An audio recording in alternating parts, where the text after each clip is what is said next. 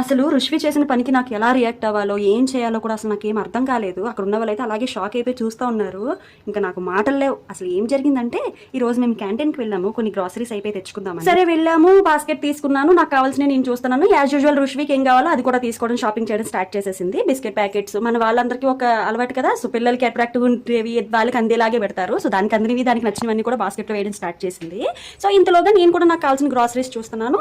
అదే చెప్పింది మమ్మీ అక్కడ డైపర్స్ ఉన్నాయి అని తెచ్చేసుకుంటాను. వెళ్ళి తెచ్చేసుకుంది. నాకు తెలిసి ఆ డైపర్ ప్యాకెట్ అంత బరువు కూడా ఉండదు. ఆవిడ తెచ్చేసుకొని బాస్కెట్ కూడా తీయడానికి ట్రై చేసింది. పాపం రాలేదు, వదిలేసింది.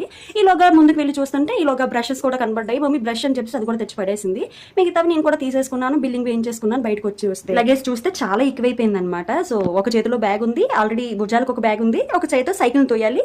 ఇవన్నీ కాక డైపర్ ప్యాకెట్ కింద ఉండిపోయింది. ఈలోగా రుష్వి మమ్మీ నాకు ఒక బ్యాగ్ ఇచ్చేసాయి, నీకు బరువుగా ఉంది కదా, నేను పట్టుకుంటా, నేను తీసేసుకుంది. తెలుసా అసలు నాకు ఇంకెంత ఆనందం అనిపించిందో. ఇంకా అక్కడ ఉన్న వాళ్ళైతే చూసి తెగ పొంగిపోయారు దాన్ని చూసి. నాకు భలే అనిపించింది.